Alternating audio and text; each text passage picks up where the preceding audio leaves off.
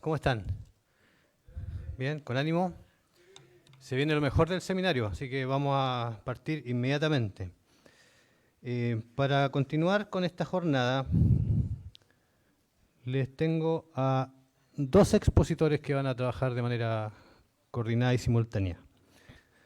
Don Matías Varas Parra es gerente de Wisely, es ingeniero eléctrico, especialista en TI y Cloud. 5 años de experiencia en infraestructura, redes y comunicaciones. Y le acompaña don Felipe Molina Navega, que es Lead Software Developer en Wisely. ¿Ya? Él es ingeniero en telecomunicaciones, especialista en informática, desarrollador de software y actual Lead Software de Wisely, trabajando mayormente en proyectos de IoT y Full Stack. 5 años de experiencia en desarrollo de software. Ellos nos van a presentar la ponencia Técnicas para un IoT menos vulnerable.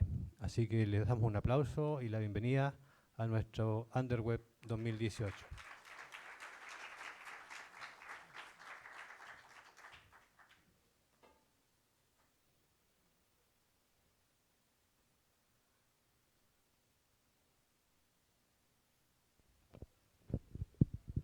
¿Aló? ¿Se escucha? Sí, se escucha bien. Súper. ¿Cómo están? Ya, súper. Sé que no, como escuché ahí atrás, no somos lo mejor, sino que el coffee break es lo mejor. Es verdad. Bueno, para partir quisiera un poco introducir un poco el tema de la charla, incluso un poco antes agradecer a Gastón González, su director, por hacernos la invitación y extendernos un poco la invitación que se le hizo a Patricio, con tal de poder compartirle un poco sobre un poco de técnica, un poco de qué es lo que ha sido nosotros como Wisely, una empresa de desarrollo de IoT, con los proyectos que impliquen desarrollo de tecnología, y específicamente el escenario que se plantea para el desarrollo de tecnología localmente, acá en Chile.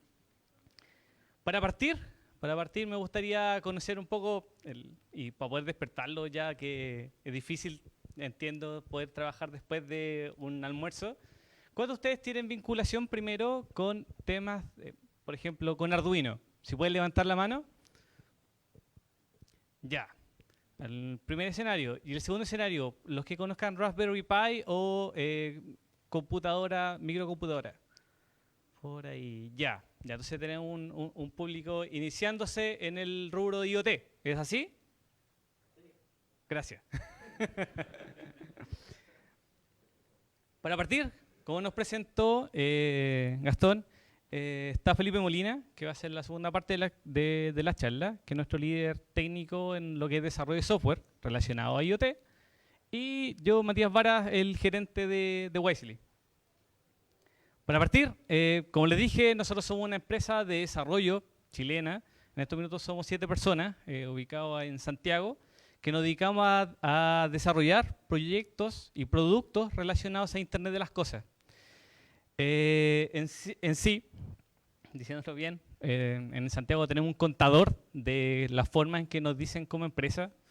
Wisely, Wi-Fi, bueno, ahí está la explicación, la fonética, Wisely.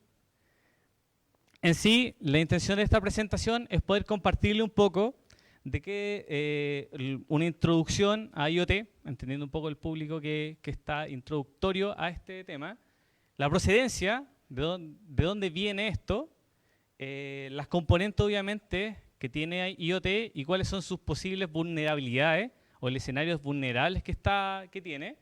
Y finalmente, la parte más enriquecedora y poder, ojalá, contar con ustedes la mayor cantidad de preguntas y ojalá porque estamos, en la siguiente presentación se van a hablar ciertos tópicos, ciertos temas, ciertos conceptos que quizás puedan quedar no muy claros, entendiendo que se están iniciando el tema de IoT. En sí, la arquitectura, o lo que se inicia con temas de IoT, es lo que se habla de una solución que implica el poder levantar un dato a través de algún sensor, a través de alguna cámara, a través de algo, y finalmente ser capaz de poder llevarlo a una plataforma y que esta plataforma a mí me permita mostrar ese dato y sacar provecho. Como lo vimos en la mañana con Patricio Cofré, en este caso esto es ad portas a lo que son la analítica de datos.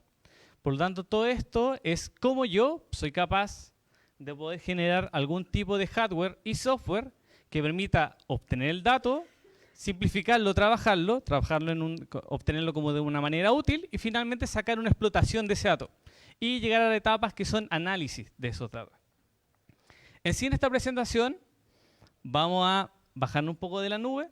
Ya vamos a llegar a la parte donde no vamos a hablar de comunicaciones ni tan arriba sobre el provecho del dato, sino que nos vamos a basar entre el sensor, el adquisidor y cómo vamos a empezar a mandar esos datos a lo que nosotros llamamos nube. En sí, las dos áreas en que nos vamos a enfocar va a ser principalmente cómo un sensor, cómo este elemento que me traduce alguna señal física en un dato, cómo está construido, cómo está elaborado y cómo finalmente trabaja con otras partes que están consideradas dentro de una solución IoT. El adquisidor es aquel elemento o equipo que me permite concentrar información que yo obtengo desde campo, que podría ser un equivalente a lo que finalmente conocemos como un router.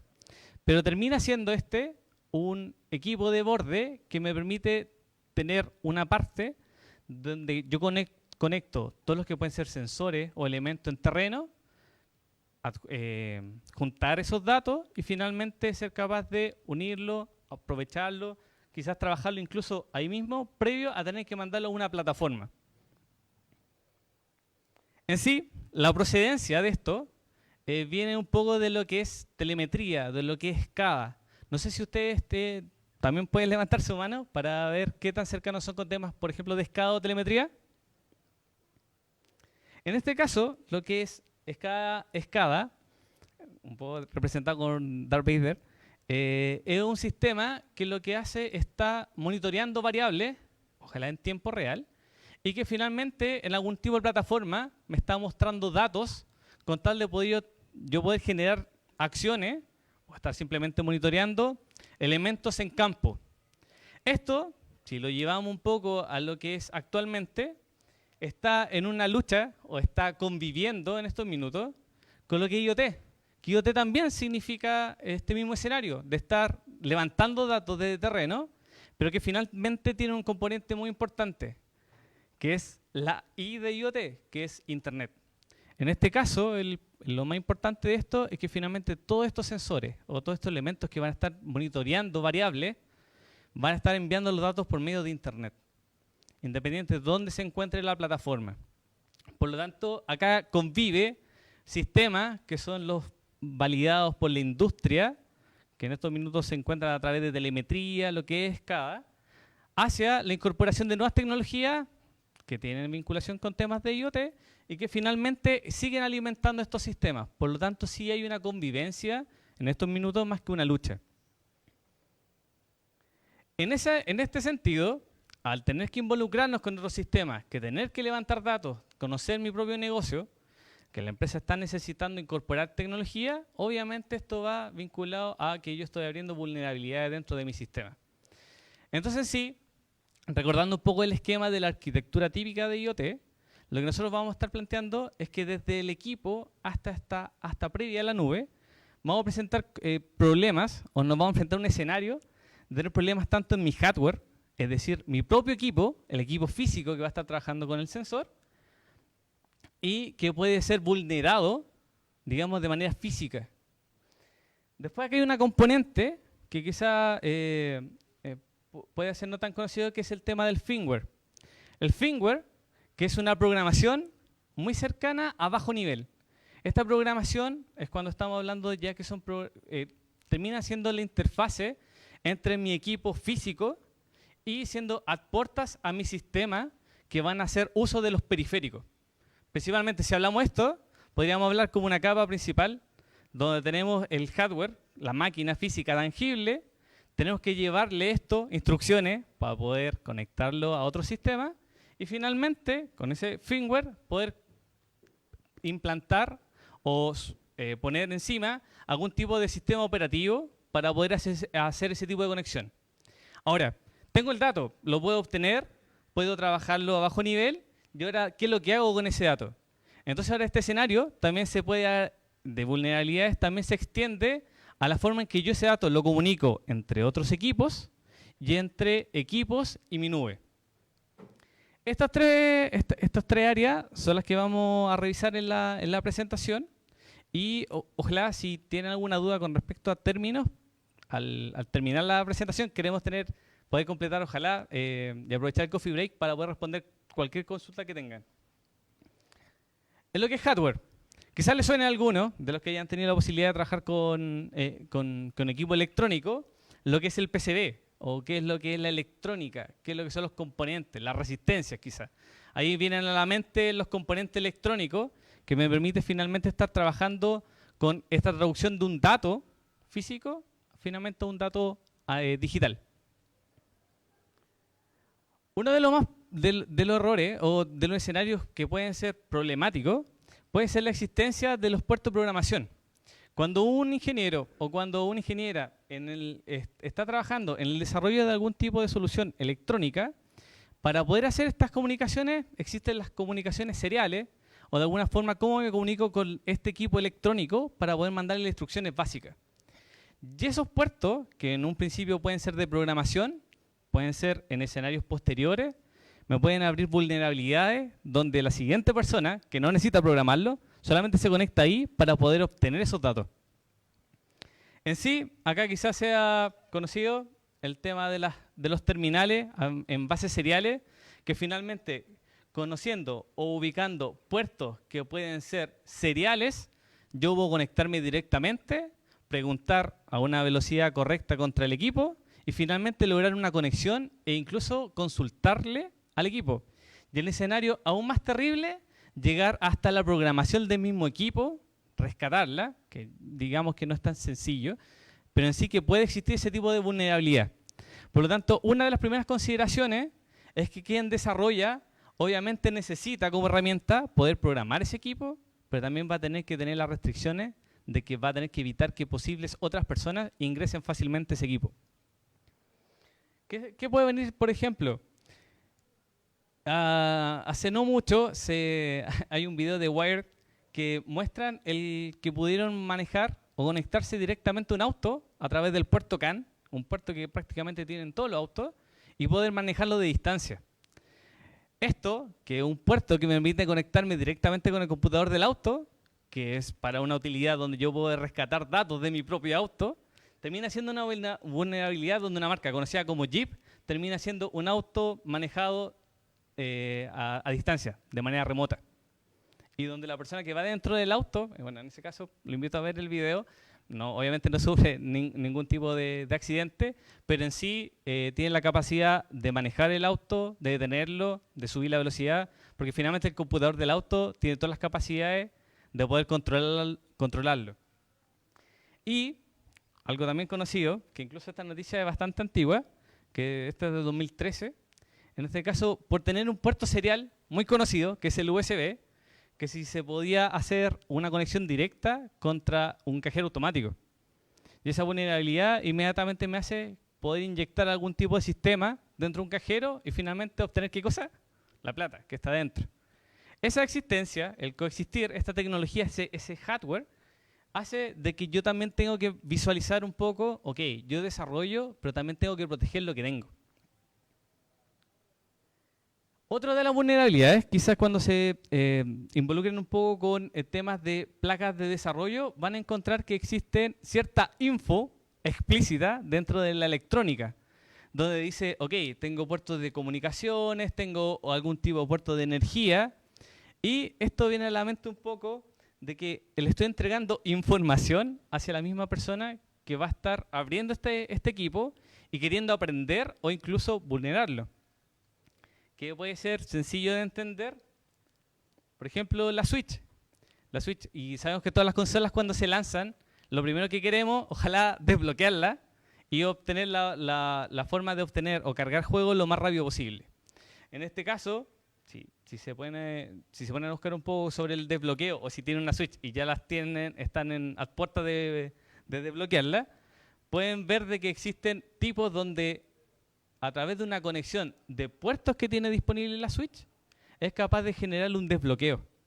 Y solamente a través de un puerto que está destinado para conectar los joysticks que estén destinados para carga o para comunicaciones. Y que finalmente estas vulnerabilidades, y que uno dice, ok, esto es Nintendo. Ellos claramente tienen en visión temas de vulnerabilidades y no creo que a mi consola le cargan juegos ilegales. Pero en este caso sí se abre la posibilidad de que a través de una persona que tiene tiempo y que probablemente le van a pagar por poder desbloquearla, finalmente obtenga un equipo de alguna empresa conocida y finalmente vulnerada.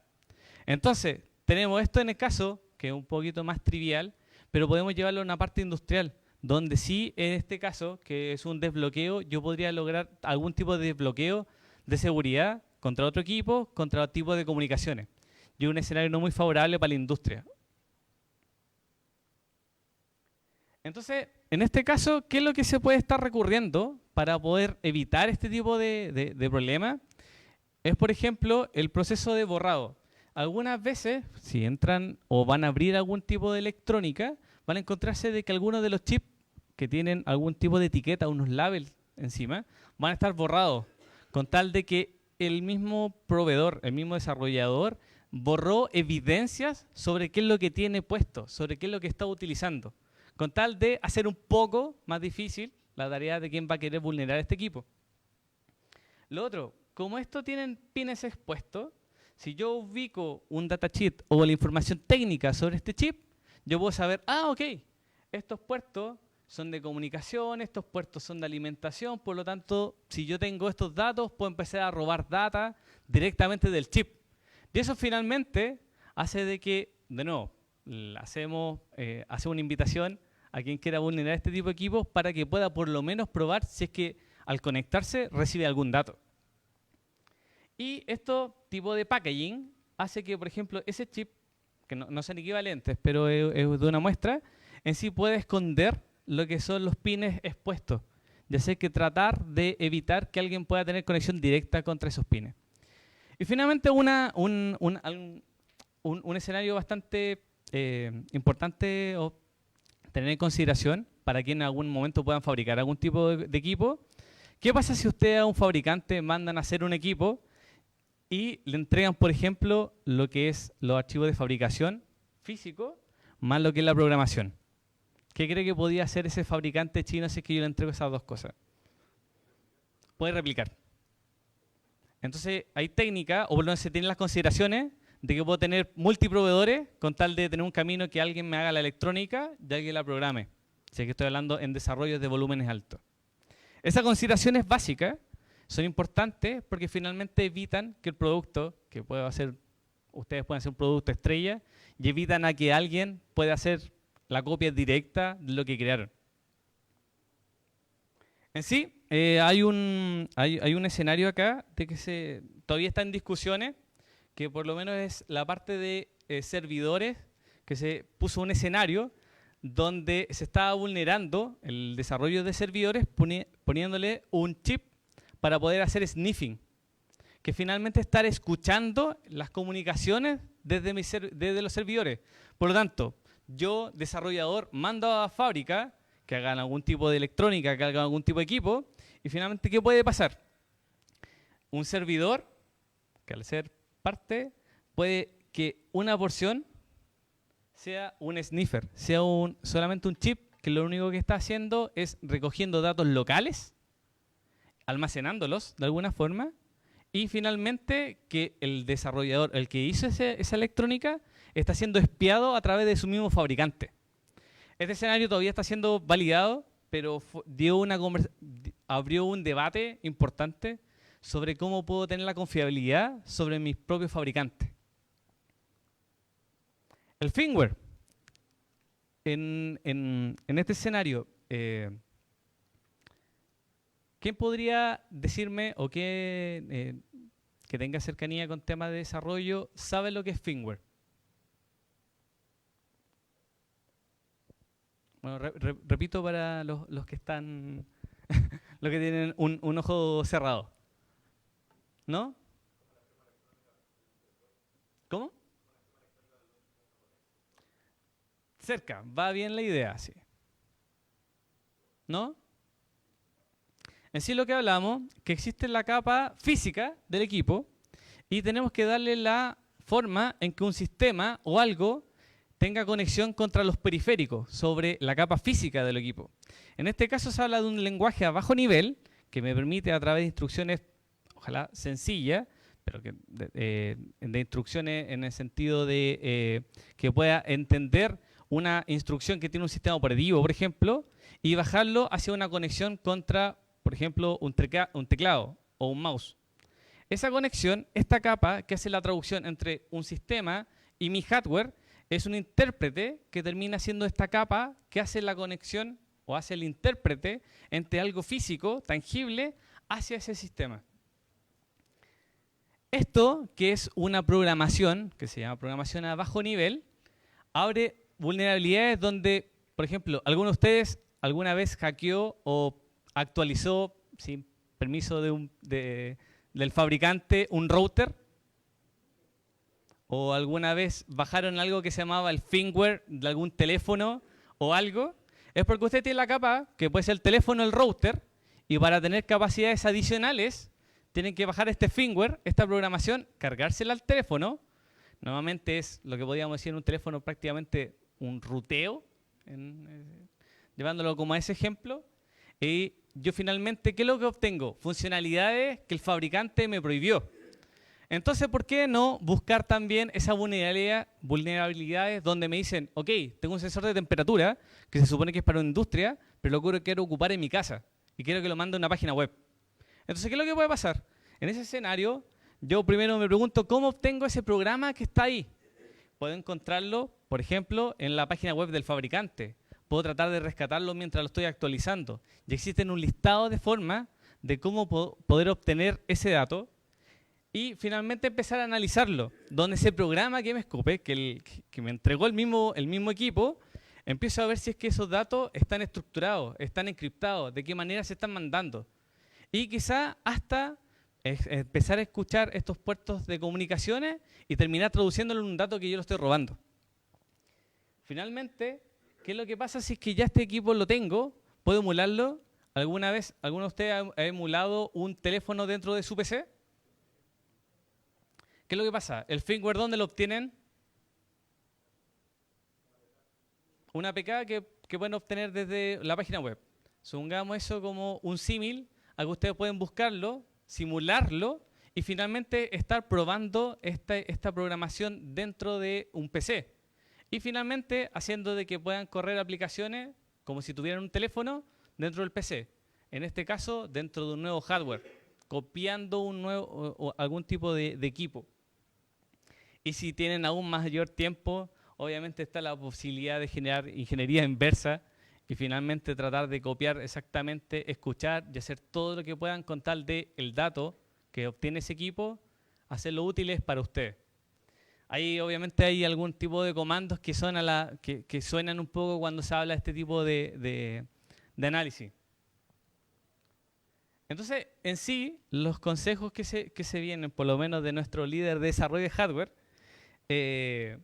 nos comenta que cuando usted hace la programación a nivel de firmware, que probablemente también van a tener algunos cuando se hacen de software, que en estas capas ustedes ocupan trazadores, algún tipo de bandera, donde dicen, ok, esto es la parte que es mi programa, mi código, y este código yo lo incluyo solamente para pruebas.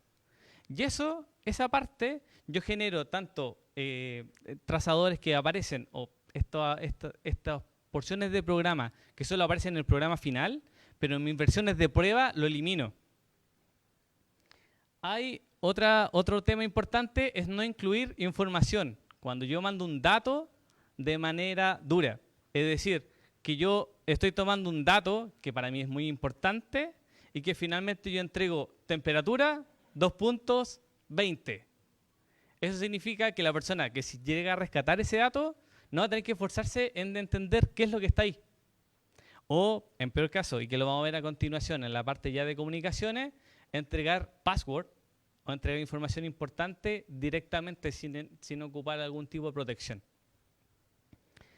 Lo otro, como estamos hablando de equipo, los recursos son bajos.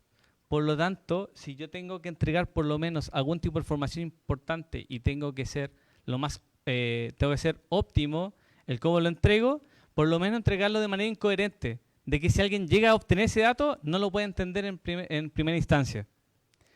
Y finalmente, que ese firmware, cuando van a haber muchos ejemplos, que equipos cuando se reinician, entregan su propio firmware para reiniciarse en caso de emergencia o de recuperación y te lo entregan inmediatamente por puerto serial.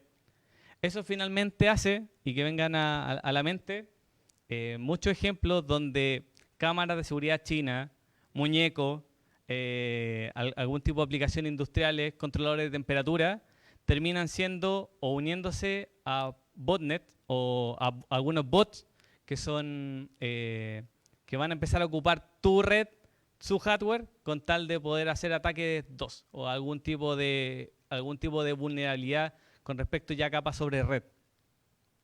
En sí, acá hay bueno, ahí después les voy a compartir la presentación, pero hay un listado súper interesante de equipos, instrumentos, juguetes, cámaras que ya han sido vulnerados y que ya están expuestos, con tal de que si tienen alguno de ustedes pueden llegar e incluso empezar a hackearle. La siguiente capa ya es la parte de comunicaciones, y acá entra Felipe.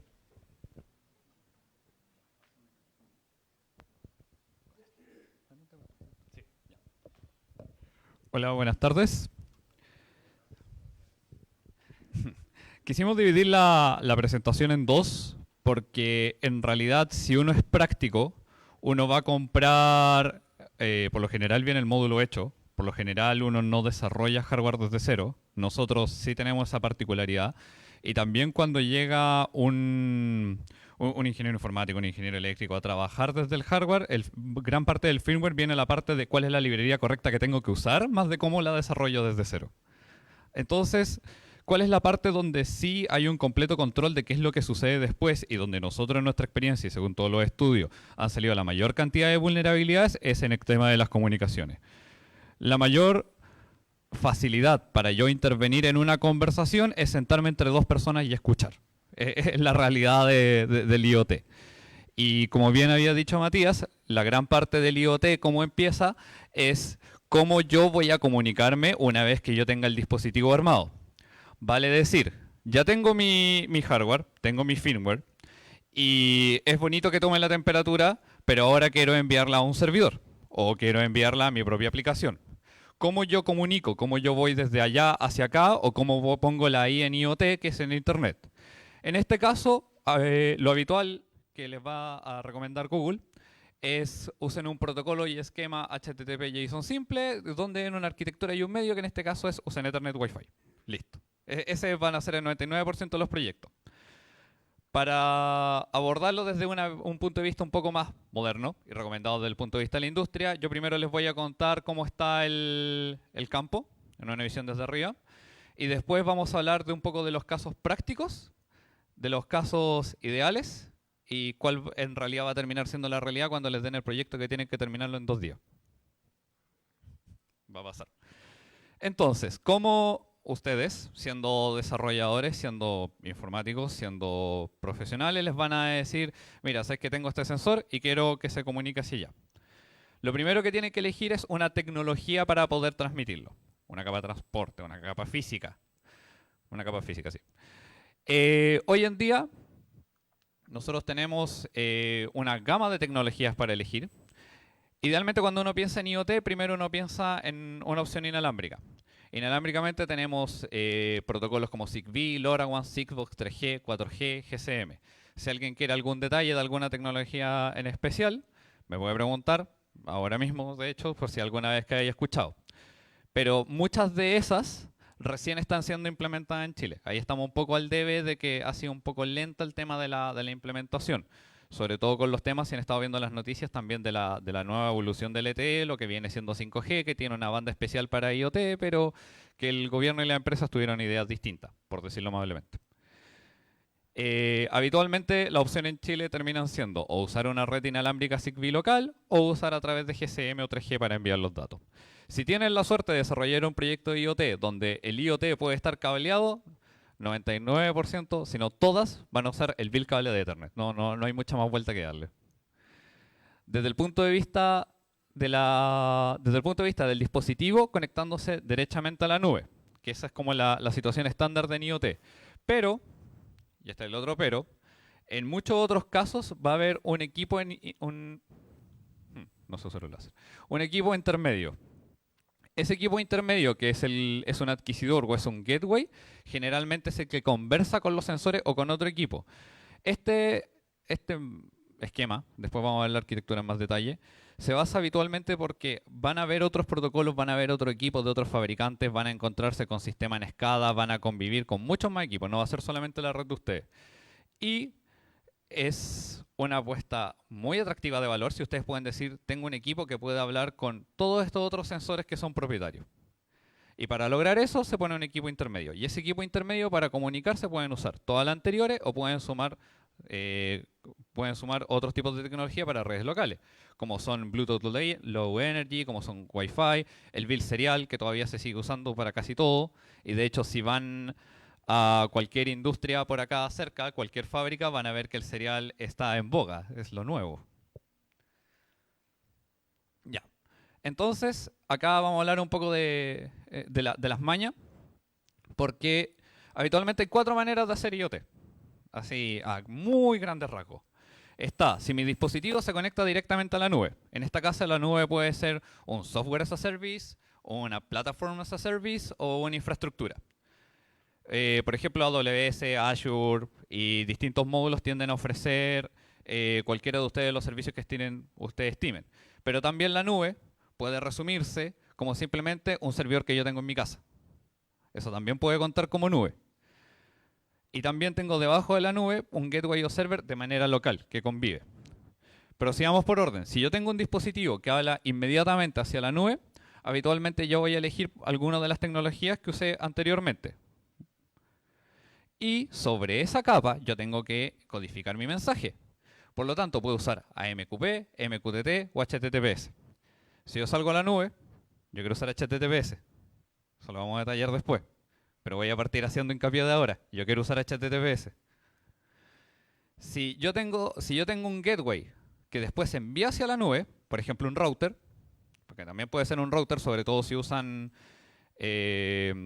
si modifican con o sin el permiso del propietario el router para también adquirir datos y enviarlo después, pueden usar las mismas tecnologías que habíamos nombrado anteriormente y también van a empezar a encontrarse con protocolos industriales. Estos protocolos industriales se usan como, por ejemplo, en plantas de agua, plantas eléctricas, en forestales, donde, por ejemplo, yo tengo sistema SCADA, sistema usando Modbus, Profibus, distintos protocolos que existen desde que existe en la computación, y voy a tener que hacerlos convivir para poder sacar esos datos también hacia la nube. Hoy en día, el protocolo industrial que está bastante en boga, que es bastante moderno y se usa muchísimo en Europa y todos los equipos ahora de automatización lo están trayendo, es OPC. Si quieren una ventaja competitiva a futuro, aprendan OPC. El dispositivo también puede ir a hablar con un equipo local, un servidor propio. Para este caso, puedo usar un protocolo propio o la realidad del país que va a ser que van a encontrar un protocolo propietario que es de quien haya instalado primero el sistema antes que ustedes. Por ejemplo, si ustedes les dicen quiero sacar datos de un sensor de temperatura que instalamos hace 10 años, van a encontrarse con un equipo de Schneider, de ABB, de General Electric, de cualquiera, con un protocolo que ya todas las personas que lo programaron están muertas y tienen que resolverlo. Pero eso es parte de la carrera. Y finalmente, que es la mezcla de todo, que yo tengo un dispositivo que va a un adquisidor, ese adquisidor va a una red local chica y de esa red local después el servidor filtra a la nube.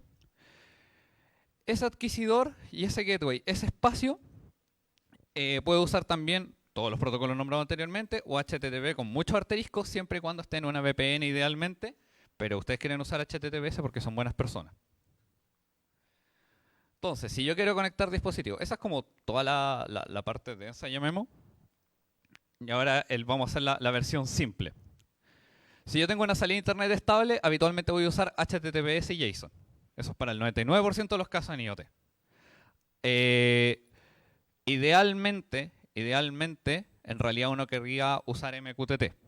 Ahí voy a hacer un detalle de por qué MQTT más abajo, que lo vamos a comparar con AMQP. Pero HTTPS sí o sí. Si yo tengo una señal de radio, por ejemplo, una señal celular, Narrowband, LoRa, Sigfox, 4G, GSM, yo quiero usar MQTT y AMQP porque son mucho menores las tramas y también quiero ir con algún tipo de codificación. Ese tipo de codificación lo va a determinar la tecnología que yo esté usando. Por ejemplo, si me voy aquí rápido atrás, yo acá había dicho que existía Zigbee. Zigbee tiene una bandera que si ustedes la levantan, inmediatamente toda la comunicación que envían va a estar encriptada. Es cambiar un 0 o un 1. Pero tiene el problema de que van a consumir 2 veces más la batería del dispositivo que estén usando. Entonces, si están en pilas, tienen que tener esa consideración. Y también no todos los módulos son capaces de soportar encriptación. Entonces, el equipo vale $2 más. Y ya estáis sobre presupuesto y tenéis que arreglarlo. Entonces, hay que elegir cuál es la tecnología que uno va a terminar usando. Finalmente, comparando MQTT con AMQP, MQTT tiene mucho menor tamaño. ¿Cuánto es la diferencia? De que el header en HTTP promedio, HTTPS promedio, considerando la primera conexión, puede bordear desde los 30 hasta los 100 kilobytes. Mientras que si yo uso MQTT, el header es solamente de 2 bytes.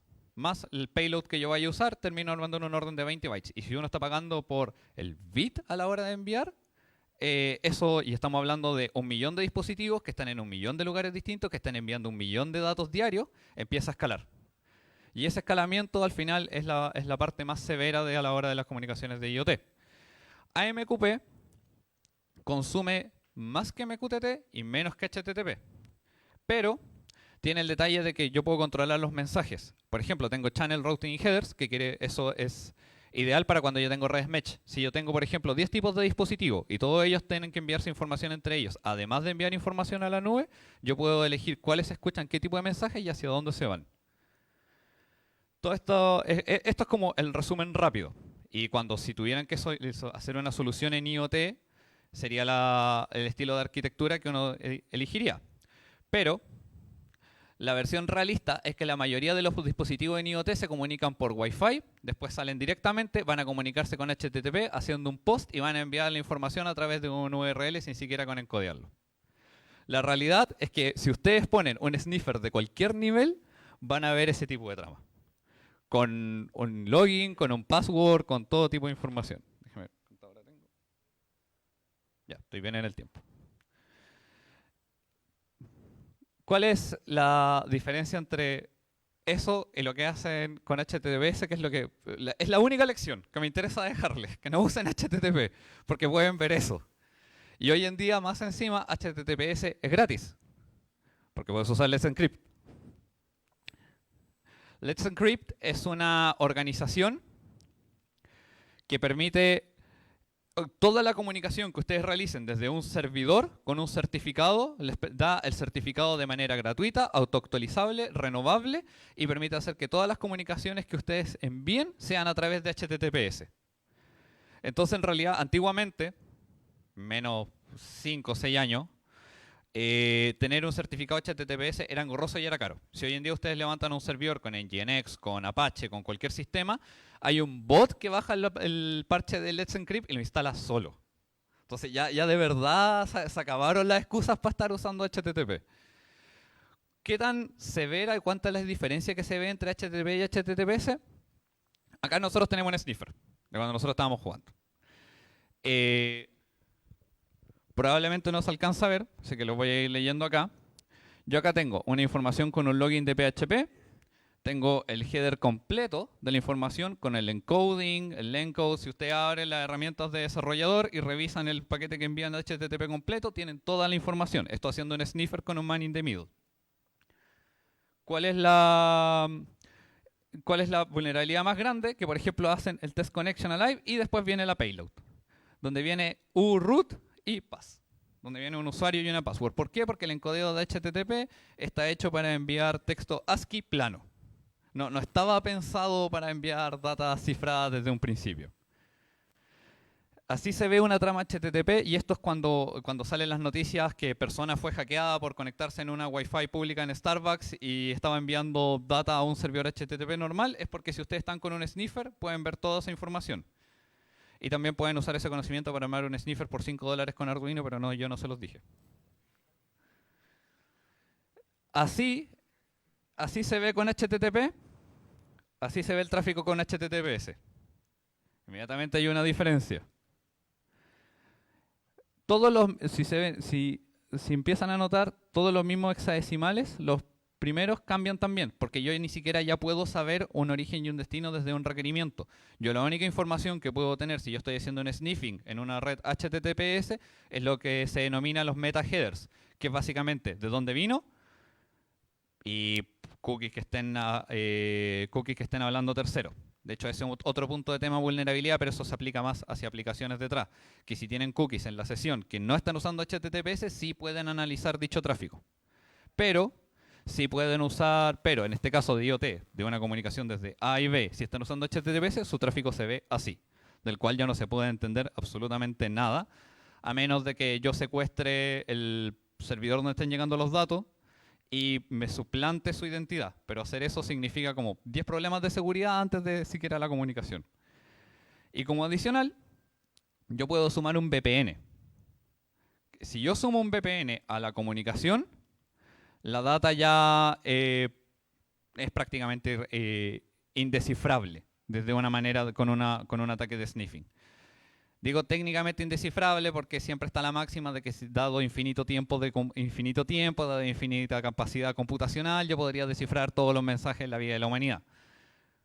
Pero somos un poco más mortales que eso, así que la idea es que nosotros con 200 años que se demore con los computadores modernos estamos bien. Y pues, eso supera con creces sustancialmente ese número. Ya. Unos consejos extras de algo que ya había nombrado anteriormente. Lo primero es que existen otros tipos de ataques, obviamente. Existe man in the middle, existe hijacking. Man in the middle, que es básicamente yo me pongo entre dos personas, entre dos dispositivos comunicándome, habitualmente en el machine to machine, secuestro la información y con el paso del tiempo dado yo puedo armar lo suficiente de las tramas como para hablar distintos mensajes. Así es como se vulnera WPA. Hijacking, en realidad WPA es con un sniffer, pero son tecnicismos. Hijacking, que es básicamente yo suplanto la identidad de un equipo. He tenido tantas credenciales que ahora voy a convencer a los otros que están escuchando que yo tengo ese equipo. Más distintos de tipos de ataque especializados. En la realidad práctica es raro que existan ese tipo de ataque, pero existen. Y si hay alguien dedicado totalmente a bajar su sistema en IoT, tienen que estar conscientes de que existe esa opción, dependiendo de la sensibilidad de la información que estén manejando. Y eso lleva al otro análisis, de que si mi información simplemente está diciendo temperatura 1 y no hay ningún tipo de control, yo no necesito asegurarlo como si fuera un reactor nuclear. Pero si está controlando el marcapasos de un cliente, otra opción es también encriptar los payloads, pero eso tiene el trade de que tiende a limitar mucho la vida de la batería y también ralentiza sustancialmente los sistemas. La opción entre medio es usar payload breve, que era lo que explicaba Matías anteriormente, que por ejemplo en vez de yo decir un sistema completo con la ID y también enviar todo tipo de tramas de la información, yo simplemente digo T122. Y en el sistema, sabiendo con qué complemento esa información, con la información que va en el header. El header es una montaña de información, te dice de dónde vino, te dijo los hoops que dio, los saltos, te puede decir si usa los metatags correctamente, mucha información que no es necesaria enviar en la trama. Eso también lleva a la ofuscación, que es la manera cuando uno desordena tanto el código que no tiene idea de lo que está viendo, o lo que uno llama programar a la mala. No usen HTTP, y si no controlan el medio de transmisión, consideren que tienen problemas de sniffing. ¿A qué me refiero con no consideran el medio de transmisión? Que si yo tengo un cable, yo sé exactamente dónde parte y sé dónde termina. Si yo tengo un celular y ese celular está enviando datos, yo no sé a dónde va el dato. Pasa por toda una red y yo no voy a controlar ni puedo saber lo que está pasando entre medio. No van a usar HTTP y HTTPS es gratis. Eso es básicamente toda la misión que teníamos nosotros hoy día. Así que eso es básicamente, muchas gracias.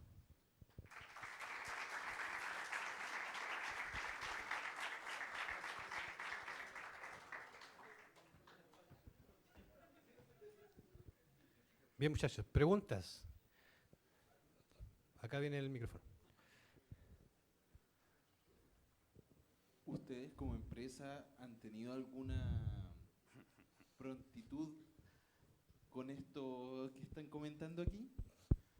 Proactitud de hacer algo proactivamente, ¿cierto? Ya. Estamos dando una charla para que se haga bien.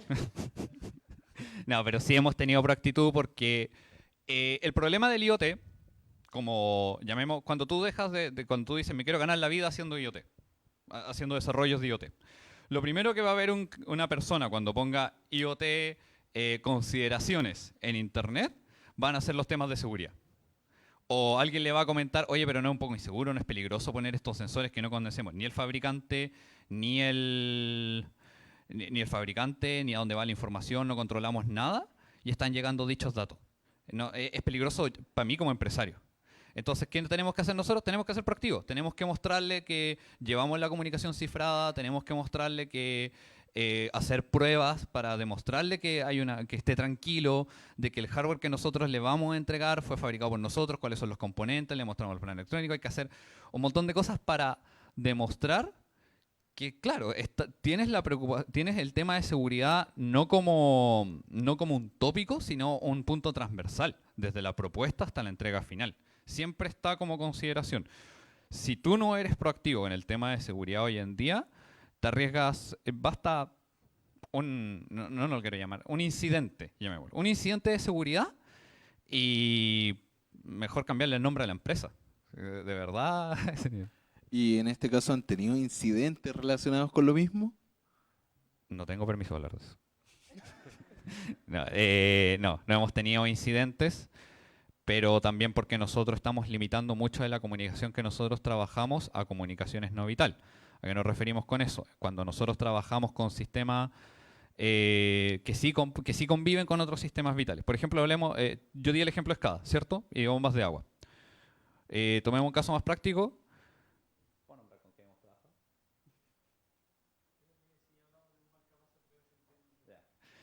Ya, por ejemplo, nosotros tenemos un proyecto con Metrogas. Si nosotros tomamos ese proyecto y yo digo voy a poner una red que conviva con todos los otros dispositivos, eso abre a que puedan usar mi dispositivo para entrar a la red y tener control a los sistemas de SCADA, a las bases de datos, o pueden saltar de root y van a llegar a cualquier lado. Entonces, la manera simple es decir, voy a armar una red aparte. Y esa otra ventaja de cuando uno elige las tecnologías. Que si tú estás viendo que usan todo con Internet, entonces tú no, es que es más conveniente usar Zigbee, por supuesto. Y limitas el riesgo.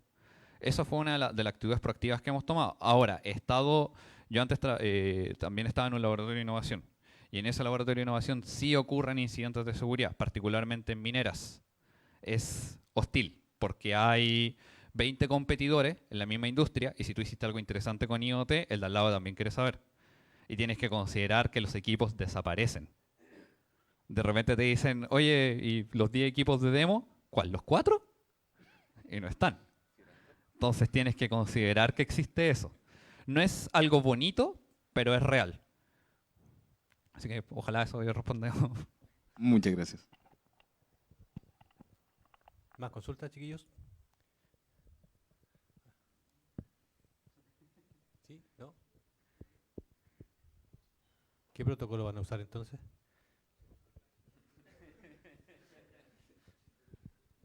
¿Sí?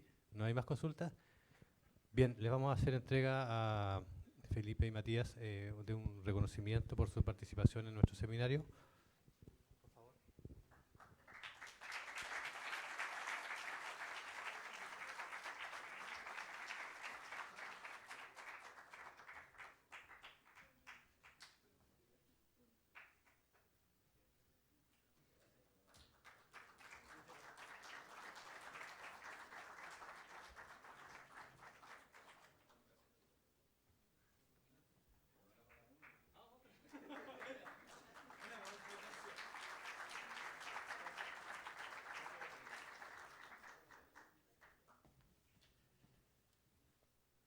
Ok, chiquillos, lo que están esperando después de la charla, ¿cierto? Vamos a un pequeño coffee ya, y a la vuelta volvemos con nuestra última charla del día. ¿Sí?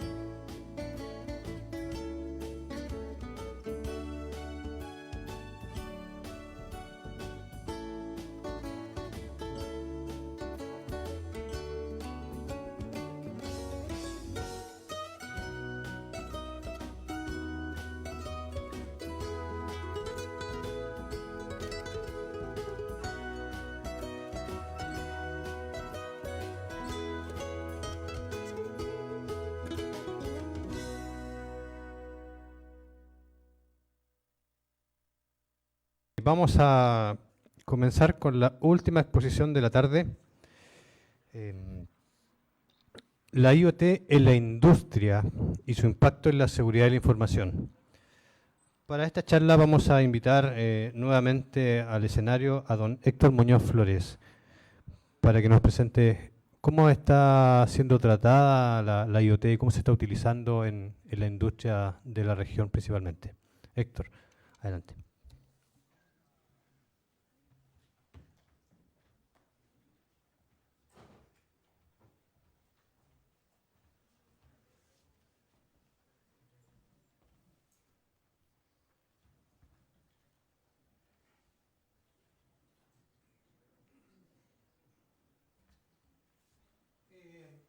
Bueno, en la mañana hablamos algo de las TIC y las TO.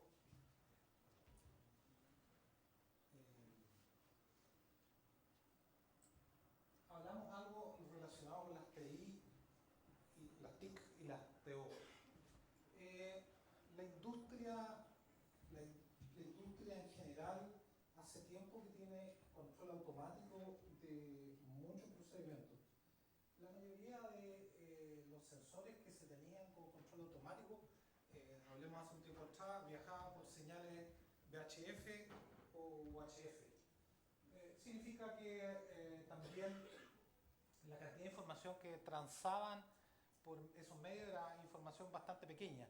Ahora, los sensores en general necesitan enviar poca información, no necesitan grandes cadenas de información.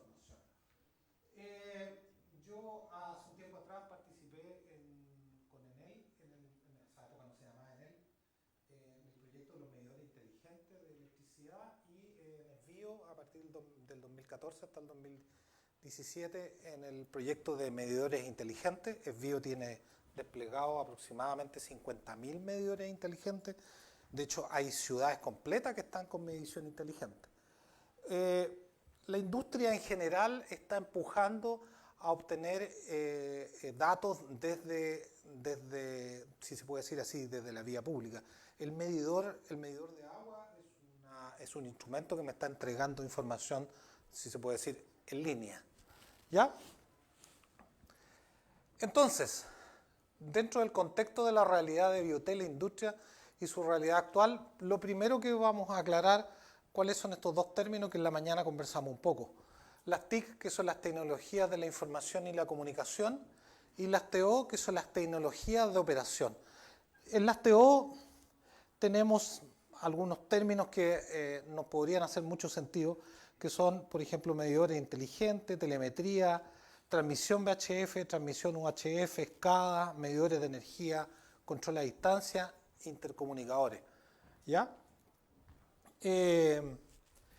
La experiencia que tuvimos en Esvío fue una experiencia bastante interesante, porque lo que pudimos hacer y lo que pudimos explorar de que si bien las tecnologías o el IoT para la industria es completamente factible, hay algunos factores que generan un impedimento.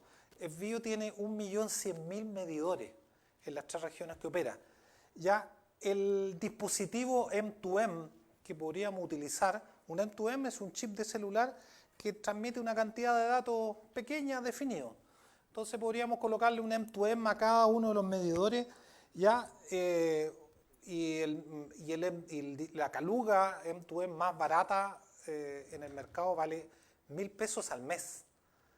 Y si yo tengo 1 millón de medidores por 1.000 pesos al mes, eso es una gran cantidad de dinero que cobra la telco por transmitir la información. Entonces ahí hay un impedimento. Si bien los medidores funcionan muy bien y generan un negocio, porque hay que decirlo así, porque la industria lo que busca es optimizar sus medios. Yo voy a instalar un medidor inteligente para tener algunas cosas adicionales. El medidor mecánico que utilizamos hoy día en el agua es un medidor que no es exacto. Aproximadamente entre un 10 a un 12% del agua que ustedes consumen no lo mide el medidor mecánico. Esa teoría de la gotita, eso es mentira. La gota no la mide el medidor mecánico. La teoría del hilito de agua también es mentira. Eso no lo mide. ¿Ya? El medidor inteligente es un 99,999% de exacto. Mide todo. Más encima es un medidor que no tiene componentes móviles en el interior, sino que tiene un medidor ultrasónico, ¿correcto? Entonces, como no tiene componentes móviles, aunque ustedes tomen el medidor inteligente de la casa y lo den vuelta, como muchos lo hacen, ¿ya? Para que no les cobren el agua, o para dar vuelta al medidor para que el contador vuelva para atrás, en el medidor inteligente eso no sirve de nada. El medidor sigue midiendo exactamente igual. Es más, cuando ustedes lo den vuelta, el medidor inteligente tiene la capacidad de avisarle a la central de decir que ustedes dieron vuelta al medidor. Si ustedes tienen una fuga en la casa, el medidor inteligente tiene la facultad de decirle a la central, este señor tiene una fuga porque tiene un sobreconsumo a lo estipulado. ¿Estamos de acuerdo? Entonces, las tecnologías de operación basan su centro y trabajan directamente con la IoT. Pero la IoT necesita hacer cambios y para eso vienen 3 protocolos que son muy nuevos. Uno es Sigfox, el otro es LoRa y el otro es Narrowband, que son protocolos que me van a permitir comunicarme no a los 1.000 pesos por medidor que estábamos hablando, sino que nos permiten comunicarnos a valores como de $2 al año, que es un precio bastante más aterrizado. ¿Ya? ¿Cómo funciona esto en la actualidad? ¿Cómo funciona? Tenemos un cliente, por ejemplo, con un nivel determinado de agua, tenemos la telco, lo que yo les conversaba recién, la telco me entrega un GPRS o un GSM, que es un chip de celular. El cliente se comunica por medio de este dispositivo y la telco transmite hacia, por ejemplo, el celular y le puede avisar a usted, oye, tienen bajo nivel de agua o tienen una fuga en la casa o se les cortó el suministro, etc. Así funciona. Este modelo no es más allá de eso. Cuando vamos a la telemetría, indistinto de los medidores de agua o medidores de luz, cuando vamos a la telemetría también transmite por varias otras cosas, como por ejemplo por radio de banda libre, puede transmitir por serial, por banda ancha. ¿Ya? La mayoría de los dispositivos IoT que están hoy día afuera instalados están transmitiendo por internet o por radio VHF o UHF o por GPRS o con una VPN privada directamente hacia el core del negocio. Las arquitecturas en general pueden funcionar así. Tenemos un medidor en distintas casas, tenemos un concentrador de medidas, un modem GPRS, una red que se va directo a la red celular, esto va a un sistema central y este sistema nos entrega datos. Ahora, hoy en día, por ejemplo, una empresa de agua, Agua Andina tiene aproximadamente 1.600.000 medidores, ¿ya? Ellos hacen una medición al mes, o sea, pasa una persona al mes, o sea, pasa la persona y mide una vez al mes la cantidad de agua que uno gastó, ¿cierto? Entonces significa que por el 1.600.000 medidores podemos tener una línea de datos. El problema es que si tomamos esto y lo llevamos a un control en línea, bajo el concepto de IoT, no vamos a tener 1.600.000 de líneas de datos o 1.600.000 de datos al mes, sino que vamos a tener 1.600.000 de datos, puede ser incluso al segundo. ¿Y eso cómo se llama ese gran volumen de información? Big Data. Entonces, esto trae algo que se llama Big Data. La Big Data no nace solamente con esto, pero este es un componente o esta arquitectura en la que genera grandes volúmenes de información. Volúmenes que pueden predecir el comportamiento. Por ejemplo, yo aprendí en el proyecto de medidores de desvío, aprendí que en Rancagua todos los primeros de enero se corta el agua. ¿Y por qué se corta el agua? Porque el suministro de agua no es lo suficientemente fuerte para proveer a las personas de agua ese día. Y si ustedes me preguntan a mí, yo lo primero que dije, a modo de broma, cuando vi las estadísticas, yo dije, oye, parece que los rancagüinos se bañan mucho el 1 de enero. O llenan la piscina, no sé lo que pasará, pero explíquenme. Nadie es capaz de explicarlo. Pero si tenemos el cúmulo de información y tenemos la Big Data, lo más probable es que nos demos cuenta de comportamientos. Nos demos cuenta que a lo mejor vamos a saber con la Big Data de la IoT que tenemos instalada, vamos a poder saber que a lo mejor todos los rancagüinos se bañan entre las 7 y 8 de la tarde, el día del Año Nuevo. Y que llenan la piscina a las 11 de la mañana. Entonces lo que tenemos que hacer, o la empresa lo que tiene que hacer es subir el suministro de agua hacia los estanques en una determinada hora o bajar en la zona donde se bañan menos. Voy a hablar en la cabeza de pescado. A lo mejor hay zonas que se bañan menos y lo que se produce es un desbalance hídrico. Con lo que hay hoy día en la actualidad es imposible predecir y solamente se sabe de la consecuencia. ¿Cuál es la consecuencia? Que el día, no era el primero, perdón, era el 31 de enero, perdón, el 31 de diciembre, todos los 31 de diciembre en Rancagua se corta el agua. Tipo 11 de la noche no hay agua. ¿Y por qué no hay agua? Porque el suministro no le da para entregar lo que tiene que entregar. ¿Por qué ocurre eso? Como chiste, siempre todos decían, no, que parece que se bañan mucho. Entonces, si nos damos cuenta, la mayoría de los aplicativos IoT o del crecimiento de la IoT en la industria busca optimizar el medio. ¿Y cómo se pretende optimizar el medio? En el caso del agua y en el caso de la luz. Se colocan medidores que van a ser más exactos. Al ser más exactos, ya dijimos, entre un 10 a un 12% más exactos. O sea, van a tener una recaudación mayor entre un 10 a un 12%. Ahí hay un proyecto de negocio. Si bajamos, si colocamos todo en IoT, colocamos todos los medidores inteligentes, ya no vamos a tener más el caballero que va a leer. Y al no tener más el caballero que va a leer, obviamente que nos ahorramos un montón de plata como compañía. Agua Andina gasta aproximadamente al año 3.500 millones de pesos en el contrato que tiene de lectura. O sea, le paga una compañía, a una empresa externa, le dice, oye, toma, aquí tenés 3.500 millones de pesos y tú me leís los medidores. Si tenemos medidores inteligentes que transmiten vía aérea, vía GPRS, vía lo que sea, IoT, si tenemos medidores de esa, nos vamos a ahorrar los 3.500 millones de pesos.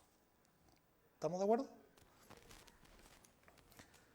Problema de la IoT en la actualidad. La IoT, el principal problema no solamente son los que tenemos descritos ahí, sino que también tiene que tener relación, tiene relación en función de los costos.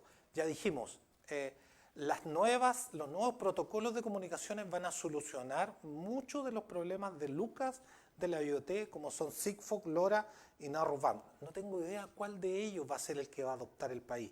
No tengo idea. Sigfox lleva a la delantera porque tengo entendido que Movistar ya está implementando Sigfox. El que primero pegue el combo va a quedarse con la tecnología. Sigfox no vale, la transmisión por un dispositivo Sigfox no vale 1.000 pesos mensuales, vale $2 anuales, que eso es bastante más barato, ¿ya? Y eso soluciona el problema de costo.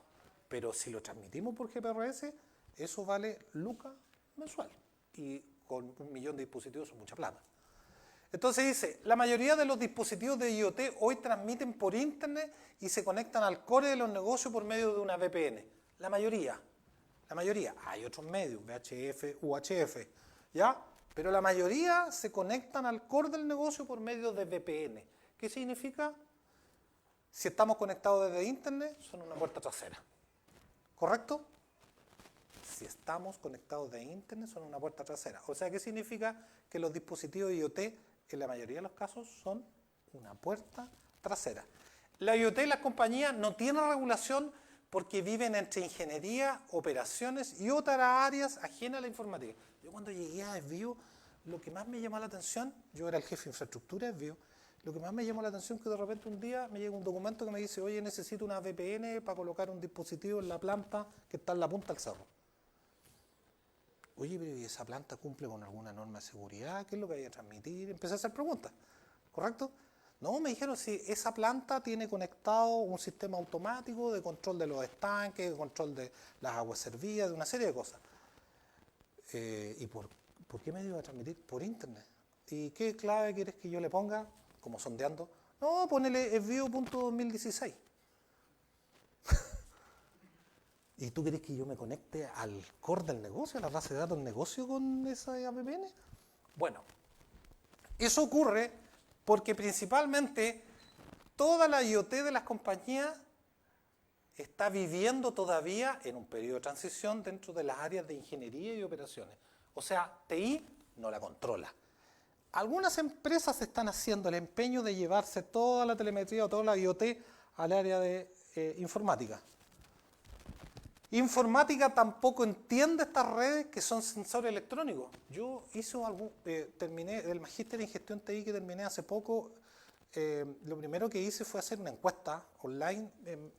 Tengo hartos conocidos por toda la industria y les mandé una encuesta en un formulario Google. La encuesta decía algunas preguntas así como esta. Específicamente a los informáticos. ¿Usted sabe lo que es IoT? ¿Usted sabe si los dispositivos IoT se conectan por internet? ¿Usted sabe qué riesgo tiene? ¿Usted conoce la ISO 27001? Y me encontré con la sorpresa de que hay un vacío enorme también en las áreas informáticas que ven como muy lejano todo lo que sean sensores electrónicos. Y los sensores electrónicos son IoT al fin y al cabo. Al fin y al cabo, dependiendo de donde yo los instale, son IoT. La norma ISO 22301, que es continuidad de negocio, es ignorada por las compañías en relación al tratamiento de los IoT. En la mañana yo les dije algo. Las compañías hoy día dependen exclusivamente de su información.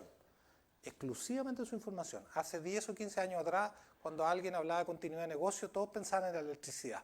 Oh, voy a tener un terremoto, se me va a caer el edificio. Eso es lo que pensaba. Hoy día no hay que pensar en eso. O sea, si bien hay que pensarlo. Pero el riesgo que tiene o sea, el tamaño de ese riesgo es así comparado con el riesgo de la información. Y en la norma ISO 22301 habla de la continuidad de negocio. Y ahí es donde tenemos que rascar la pintura para que las áreas informáticas empiecen a tomar el control. Porque si yo en una reunión de gerencia digo de que esa condición de conectividad me puede generar una pérdida de continuidad de negocio, yo les puedo asegurar que un gerente va a decir, a ver, explícame mejor, por favor, porque me estoy dando cuenta que hay aquí un riesgo de otra dimensión. Los dispositivos IoT técnicamente no están preparados en su mayoría para los temas de seguridad. Me encontré con la sorpresa también en el camino, ya sea en Enel o en Envío, de que ellos tenían sensores además, los transformadores, las plantas, en una serie de cosas. Y resulta que los los sensores llevaban ahí, no sé, pues 15 años, o 12 años, o 10 años. Y el costo de cada uno de esos sensores era enorme. Y cambiarlos también era bastante oneroso. Y había que cambiarlos porque los antiguos no cumplían con ningún protocolo de seguridad. Nada, absolutamente nada. Muchas de las conexiones eran...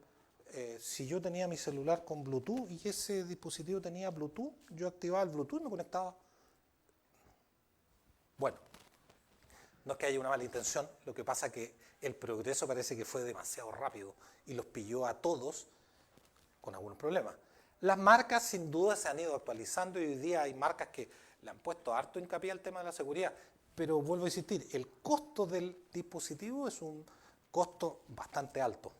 Y obviamente que las compañías, cuando hacen su evaluación, se van a dar cuenta que pucha, es mucha plata y a lo mejor no los van a querer cambiar. Los dispositivos de automatización de plantas de petróleo, puertos, sanitarias, eléctricas son de un alto valor y sus normas de construcción no consideraban los temas de seguridad, lo que recién explicábamos. Las áreas de telemetría y redes industriales nunca han estado dentro de informática. En empresas que ustedes les pregunten, hasta hace muy poco, algunas ya han ido migrando, pero redes industriales y telemetría no estaban en informática, estaban en ingeniería, en operaciones, estaban en cualquier parte. Los especialistas en estas áreas son pocos. Pocos se han ido especializando específicamente en esto, ¿ya? Porque si bien con los conocimientos de telecomunicaciones, de informática y de electrónica, uno podría adentrarse en esa área y ir trabajando rápidamente, pero todos lo miran desde lejos y son pocos los que han ido ahondando para entender un poco más. Y todas las industrias que están implementando telemetría o redes industriales son de infraestructura crítica, que es un concepto que todavía no se domina. En la mañana lo expliqué, el Tratado de Budapest fue hecho hace como 15 años y en la cual se establecía que legalmente los gobiernos debían construir estructuras jurídicas para soportar lo que era el combate a la ciberdelincuencia. El país recién se está poniendo las pilas, en los últimos 14, los últimos 18 meses ya ha habido harta actividad y pasamos de ser el cuarto de Latinoamérica a ser el primero de Latinoamérica y somos el 26 en el mundo. Tenemos mucho camino que recorrer. Pero en esa ley nueva se define lo que es infraestructura crítica. ¿Podemos hacer una definición de infraestructura crítica? La infraestructura crítica de un país es la infraestructura necesaria para que el país funcione económica y social de una forma relativamente estable. ¿Cuáles son esas infraestructuras críticas? Las empresas de agua, las empresas eléctricas, los puertos, los bancos, algunos ministerios, ¿ya? Algunas empresas de alimentos, algunas otras que se me podrían escapar. Bueno, la infraestructura crítica necesita estar en otro protocolo bastante más alto. La ley nueva, yo vi el borrador hace poco, Carolina Pizarro, que es una periodista que trabaja en el Ministerio del Interior, me mandó el preborrador hace poco, y justamente viene la definición cuáles son las compañías de infraestructura crítica. Y esas compañías van a tener que tener un estándar altísimo como norma gubernamental. Si uno de ustedes como alumno cae en una empresa de ese tipo, tiene que tener claro lo que significa ser de infraestructura crítica, porque la seguridad informática tiene que estar en el tope de la calidad. ¿Dónde debe estar la IoT en las compañías? Esta es mi experiencia. Si alguien me lo cuestiona, acepto todos los comentarios que quieran, ¿ya? Pero mi experiencia me indica que esto debe estar aquí, en una gerencia de TI. Las gerencias de TI normalmente tienen 3 áreas, algunas tienen 4. Infraestructura TI, sistemas TI y proyectos TI. ¿Correcto? Infraestructura TI generalmente son los que llevan el peso de la gerencia. Ellos deberían tener una unidad de servidores, una unidad de telecomunicaciones, una unidad de mesa de ayuda y una unidad de telemetría o redes industriales. Ustedes dirán, ¿y por qué tiene que estar ahí? Porque como telemetría tiene grandes componentes de telecomunicaciones, grandes componentes de servidores, este es el lugar adecuado. No me sirve sistema. Sistema se preocupa solamente de la programación, solamente de operar los sistemas y dar soporte al sistema. Proyectos, está de más decirlo. El proyecto construye proyectos TI. Puede que muchos proyectos de telemetría empiecen ahí, pero al final tienen que recibirse en infraestructura TI. ¿Qué normas deben regular la telemetría o las redes industriales? Hasta el minuto, todo lo que es COVID, para regular la gobernanza de esta área involucrada. COVID es una norma o un framework de buenas prácticas que es esencial. Todas las TIC, hoy día las empresas de clase mundial, todas sus TIC están reguladas por COVID. La telemetría, la IoT, las redes industriales tienen que estar exactamente en el mismo nivel. La ISO 27001 para regular la seguridad de las operaciones. Si las TIC están reguladas por esta norma, las TO o la IoT o la red industrial o la telemetría tiene que estar regulada por lo mismo. ISO 22301 para regular la continuidad del negocio. ITIL para regular la calidad de los servicios. Estas unidades de telemetría también dan servicios al interior de las compañías y como dan servicios, tiene que estar ITIL. Y obviamente las leyes y tratados. Chile va a colocar una ley de ciberseguridad bastante exigente que va a ser muy parecida a la ley española, porque la están sacando desde ahí, están sacando muchos de sus componentes, ¿ya? Y obviamente tenemos que sujetarnos para regular el tratamiento jurídico, la información en relación a estas tecnologías. Muchas gracias.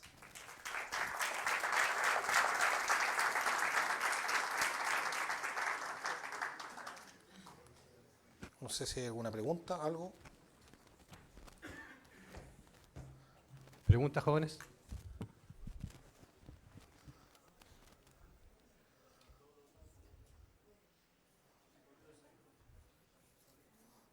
O fui muy claro o no entendieron nada. Pensémoslo del lado amable. ¿Sí? ¿Ninguna consulta? ¿No? Nada. Sorprendente. Considerando que tenemos una zona poblada de mucha industria y muchas empresas que de alguna manera conviven con esto, es el terreno en el cual tenemos que prepararnos. Así es que la invitación está a manejar las distintas normas, a manejar las distintas iniciativas legales para que nuestro desarrollo sea más seguro que en la actualidad. Bien, le agradecemos entonces a Héctor su presentación.